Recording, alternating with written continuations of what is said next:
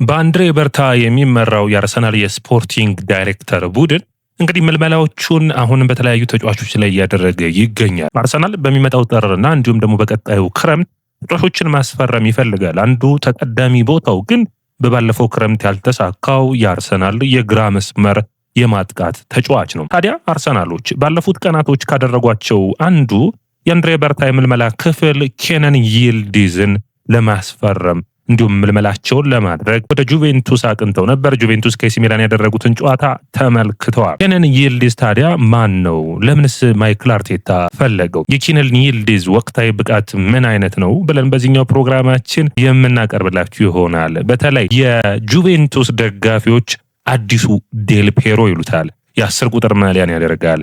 በተለይ በቅርብ ጊዜ ኢንተር ሚላንን እና እንዲሁም ደግሞ ጁቬንቱስ ከዶርትመንድ በአውሮፓ ቻምፒዮንስ ሊግ ጁቬንቱስ ከረጅም ጊዜ በኋላ በተመለሰበት የአውሮፓ ቻምፒዮንስ ሊግ ጨዋታ ላይ 4-4 ሲጠናቀቅ ከረጅም ርቀት ያስቆጠረው ጎል አስደናቂ ነበር። ከዛ ውጭ ኢንተር ሚላንን 4-3 ጁቬንቱስ ሲያሸንፍ አሁንም አስደናቂ ጎልን ማስቆጠሩ የሚታወስ ነው። ይህንን ተጫዋች እኔ ለመጀመሪያ ጊዜ ያወቅኩት በተለይ የቱርክ ቡድን በአውሮፓ ዩሮ 2024 ላይ ሲጫወት በጣም አስደናቂ ብቃቱን ከአርዳ ጉለር ጋር ሳይቶ ነበር።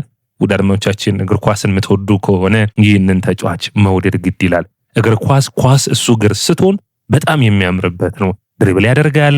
የድሮ ኦልድ የመስመር ተጫዋቾችን የሚያስታውስ ድሪብል ያደርጋል። ከድሪብሉ ወደ ሽፍት አድርጎ ደግሞ በከርቭ ሹት ያደርጋል። ሹቶቹ ጠንካራ በጣም አስደሳች የሆኑ ጎሎችን የሚያስቆጠር ነውና መድፈኞቹ ከዚህ በፊት ብዙ ተጫዋቾችን በዚህ መስመር ላይ አሳይተውናል። ይህንን ቦታ ታዲያ በትክክለኛው ቦታ ትክክለኛው ተጫዋች ይሆናል ብዬ አስባለሁ። ነገር ግን ይህንን ተጫዋች ቸልሲ በጥሩ ለማስፈረም ሙከራ አድርጎ ቸልሲ ያቀረበው ገንዘብ ለጁቬንቱስ ጥሩ ሆኖ አልተገኘም እና ጁቬንቱስ ውድቅ አድርገውታል። በሚቀጥሉት ጊዜያቶች አርሰናል ከፍተኛ የሆነ ዋጋን ይዞ ነው የሚመጣው ተብሎ ይጠበቃል። አንድሬ በርታ ደግሞ ተጫዋቾችን በማዘዋወር ረገድ በክረምቱ በጣም አስገርመውናል። ሌላ ስራቸውን በዚህኛው ልናይ እንችላለን። አንዳንድ ትናንት የወጡ መረጃዎች ደግሞ የሚያሳዩት ገብርኤል ሄሱስን እና አርሰናል 50 ሚሊዮን ፓውንድ የመክፈል ፍላጎት አለው የሚል ነው። ጁቬ አጥቂ ይፈልጋል።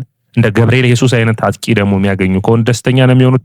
ስለዚህ ይህን ተጫዋችን ጥሩ ድል ሊኖረው ይችላል። እንግዲህ አርሰናሎች ባላቸው አማራጭ በሙሉ የሚሞክሩ ይሆናል። የማለት እንግዲህ ጥሩ ተስፋ ያለው ተጫዋች ነው ኬነን ይልዲዝ። ታዲያ በአርሰናል ቤት ምን ያሳያል? ምን አይነት ተጫዋች ነው? ማን ነው ኬነን ይልዲዝ ብለን በዚህ ፕሮግራማችን የምናይ ይሆናል። ወደ አድማጮቻችን ያያ ስፖርትን ላይክ፣ ሼር፣ ኮሜንት፣ ሰብስክራይብ ማድረጋችሁን አትርሱ። ኬነን ይልዲዝ እንግዲህ ታሪካዊ ወይም የተወለደበትን ቦታ በምናይበት ጊዜ ብዙዎቹ ከሚሱት ኦዚል ጋር ያመሳስሉታል። ኦዚልም ቱርካዊ ነው። ሌላኛው ኢልካይ ጉንዶጋን ነው የሚሆኑት። ቱርካዊ ሆነው ጀርመን ውስጥ የተወለዱ ናቸው። ኬነን ይልዲዝ ግን የመጀመሪያ ተመራጭ ቦታውን ያደረገው ለማን ነው ማለት ይቻላል? ለቱርክ ነው። ለጀርመን መጫወትን አልመረጠም። እንግዲህ ኬነን ይልዲዝን ስናነሳ በጣም በዩሮፕ ውስጥ ካሉ ምርጥ ታዳጊዎች ውስጥ አንዱ ነው። ገና 20 ዓመቱ ላይ ነው የሚገኘው። አስደናቂ ብቃቱን ያለው ነው። እንግዲህ ይህ ተጫዋች ታዲያ በ2005 ነው 2005 ነው የተወለደው። በጣም አስገራሚ የሆነ ክህሎቱን እንዴት ያሳያል ነበር። እንግዲህ ከታሪኩ እንደምንረዳው ይህ ታዳጊ በጣም የሚደንቀው እንግዲህ ባየር ሙኒክ በአካዳሚው ነበር። ባየርኖች በ2022 ነው እንግዲህ አጋጣሚ ወደ ጁቬንቱስ በሚገርም ምልመላ ከባየርኖች የወሰዱት በጣም አስገራሚ የሆነ ማጥቃት መስመር ነው።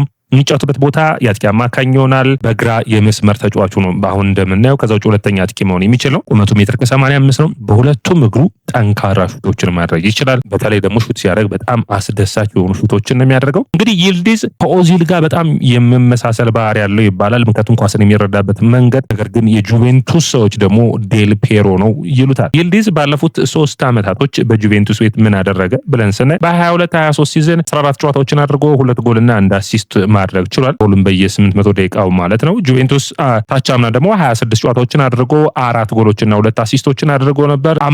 አምና ደግሞ በጣም በ45 ጨዋታዎች 8 ጎልና 5 አሲስት አድርጓል። ጁቬንቱስ መርሳት የሌለባችሁ ይህ ደካማው ጁቬንቱስ ነው። ያለፉትን ዓመታት በሴሪያው ምርጥ የነበረው ጁቬንቱስ አይደለም። ታዲያ ይህ ተጫዋች ዘንድሮ ግን በጠንካራ ብቃቱ እየተመለሰ ይገኛል። ባለፉት እንግዲህ በቱርክ 24 ጨዋታዎችን አድርጎ 4 ጎሎችን አስቆጥሯል። አሁን እስከ 100 ሚሊዮን ፓውንድ ይገመታል። ነገር ግን አርሰናሎች ባለሙያዎቻቸውን ልከው የሚገባ አይተውታል። አርቴታ በጣም የዚህ ተጫዋች አድናቂ እንደሆነና ለአርቴታ ደግሞ ቨርሳታሊቲ መሆኑ ማለት በተለያዩ ቦታዎች መጫወት መቻሉ በጣም ለአርሰናል ተመራጭ አድርገውታል። ይልዲዝ እንግዲህ አባቱ ነው ኤጀንቱ። ስለዚህ ከአባቱ ጋር በሚገባ አርሰናሎች ድርድርን አድርገዋል። አሁንም ሙከራዎችን እያደረጉ ይገኛሉ። ይህንን ተከትሎ እንግዲህ የሄሱስ ጋር የመቀየር እድል አርሰናል ይህንን ተጫዋች ጨምሮ ገንዘብ ከፍሎ የማምጣት ፍላጎት አለው። እንግዲህ የአርቴታን አጨዋወት በምናይበት ጊዜ ለዚህ ተጫዋች አንደኛ ተመራጭ የሚሆነው እንደ ቡካዮ ሳካ ሁሉ ቡካዮ ሳካ ለአርሰናል ከቀኝ መስመር ላይ የተነሳ ያሻማቸው ኳሶች እድሎችን የሚፈጥርበት መንገድ፣ ኳሶችን ሲያገኝ ሹት የሚያደርግበት መጠን፣ እንዲሁም የሚያጠቃበት መንገድ በጣም አስደሳች። ኬንን ይልዲዝም በዘመናዊ እግር ኳስ ውስጥ በጣም ማጥቃቱንና መከላከሉን በሚገባ ማመጣጠን የሚችል 10 ቁጥር ሚና መጫወት የሚችል ስለዚህ በጣም ተመራጭ ተጫዋች ይሆናል ተብሎ የሚጠበቅ ነው። 9 ቁጥር መሆን የሚችል ነው። በጣም ተመራጭ ይሆናል በአርሰናል ቤት። በተለይ ይልዲዝ ዮኮሬስና እንዲሁም ደግሞ የቀኙን መስመር ደግሞ ቡካዮ ሳካ የሚይዙ ከሆነ አርሰናል ሌላኛው ኳሊቲ ነው የሚሆነው። ታዲያ የዚህ ተጫዋች ምንድነው ጠንካራ ጎኑ ስንለው አንደኛ በጣም ፕረስ የሚያደርግበት መንገድ ማይክል አርቴታ የሚፈልገው ሃይ ኢንተንሲቲ ያለው ፕረስ ያደርጋል። ከዛ ውጭ በፈጣን ኪዩክ ትራንዚሽን ወይም ደግሞ በፈጣን መልሶ ማጥቃት ለዮኮሬስና ለቡካዮ ሳካ ድል መስጠት የሚችል ነው። በጠባብ ቦታዎች ውስጥ አርሰናል የሚቸገረው ቡድኖች በሎ ብሎክ በሚጫወቱበት ጊዜ እድሎችን መፍጠር የሚችል ነው። ከዛ አርሰናል የሚጠቀመው ቡካዮ ሳካን ማገዝ የሚችል በሁለት እግሩ ሹት የሚያደርግ ተጫዋች ነውና በጣም ተመራጭ ይሆናል ተብሎ የሚታሰብ ነው የሚሆነው። እንግዲህ የዚህ ተጫዋች ከማርቲኔሊና ከትሮሳርድ አንጻር በምናይበት ጊዜ አንደኛ እድሜው 20 ላይ መገኘቱ በጣም ተመራጭ ያደርገዋል። ማርቲኔሊ 24 ዓመቱ ላይ ይገኛል። ትሮሳርድ 30 ዓመቱ ላይ ስለሚገኝ ትሮሳርድን ቡድኑ የሚለቅ ከሆነ ትሮሳርድና እንዲሁም ደግሞ ገብርኤል ኢየሱስን ምን ይልዲዝን የሚያመጣ ይሆናል ተብሎ ይጠበቃል። እንግዲህ ባለፉት የውድድር ዓመታቶች ላይ በምናይበት ጊዜ አምና ኬነን ይልዲዝ 8 ጎሎችን ያስቆጠረው፣ ማርቲኔሊ 10 ነው፣ ትሮሳርድ 6 ነው። አሲስት ያደረገውን ስናይ ኬነን ይልዲዝ 5 ነው። ነገር ግን የትሮሳርድና የማርቲኔሊ በእንግሊዝ ፕሪሚየር ሊግ መጫወታቸው መታወስ ይጠበቅበታል። በጣም ሁለቱ የሚለየው በጣም ክሬቲቭ ፕሌየር ነው ወይም ድሎችን መፍጠር የሚችል ነው።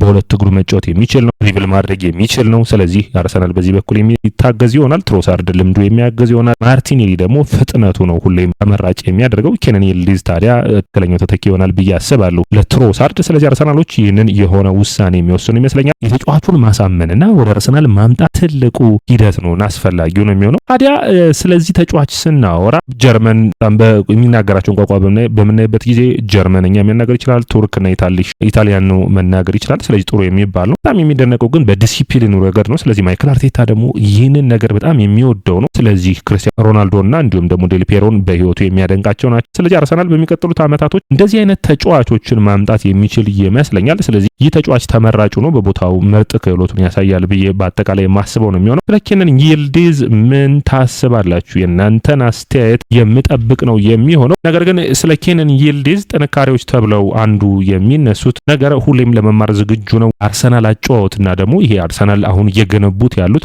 በጣም የሚያስፈራ እንግሊዝ ፕሪሚየር ሊግ ለሚቀጥሉት 3 እና 4 ዓመታት ብቻ ሳይሆን ረጅም ጊዜ ዋንጫዎችን ማሸነፍ የሚችል የመጀመሪያው ዋንጫ ሊከብዳቸው ይችላል። ኬነን ይልዲዝ አይነት ሰው ታዲያ ከመጣ ስብስቡን ማጠናከር የሚችል በአውሮፓ ቻምፒዮንስ ሊግ ላይ አርሰናል ዋንጫዎችን ማሸነፍ እንዲችሉ የሚያግዛቸው ይሆናል ብዬ አስባለሁ። በእይታ እግር ኳስን ስታዩ ከሚወደዱ ተጫዋቾች ውስጥ አንዱ ኬነን ይልዲዝ ነው ብዬ አምናለሁ። በጣም ጥሩ የሆነ ኳሱን ድሪብል የማድረግ አቅሙ አንደኛ፣ ተጫዋቾችን በትራንዚሽን የማጥቃት አቅሙ ሁለተኛ፣ ሶስተኛ አርቴታ ለሚፈልገው የ3-2-5 በጣም ተመራጭ ተጫዋች ይሆናል። አርሰናል የሌላቸው አይነት ተጫዋች የሚሆን ነው በዚህ ቦታ። እንግዲህ ኤብሪቼዜ ከተጫዋቹ ጋር ትንሽ ተመሳሳይ ፐርፎርማንስ አለው። ነገር ግን የዚህኛው ተጫዋች የሚለየው ትክክለኛ የመስመር ተጫዋች መሆኑ ነው። እዚህ ላይ ደግሞ እንደምናውቀው ሁሌም አንድሬ በርታ ብዙ ስራዎችን ይሰራል። በጣም የሚደንቁ ሙስኬራን የመለመለበት መንገድ ነው። በጣም አስደናቂ የሆነ ምልመላ እንዳደረገ በዮኮሬስ ዝውውሮች ላይ አይተናል። ስለዚህ ይልዲዝንም በሚመለከት ተጫዋቹን ማሳመንና ወደ ማይክል አርቴታ ደግሞ ያው እንደ ተጫዋች እንደ ቀድሞ ተጫዋችና እንደ አሁን አሰልጣኝነቱ በጣም ተጫዋቾቹን በማሳመን ረገድ ለአርሰናል ትልቅ ውለታን እየዋለ ነው የሚገኘውና ይህ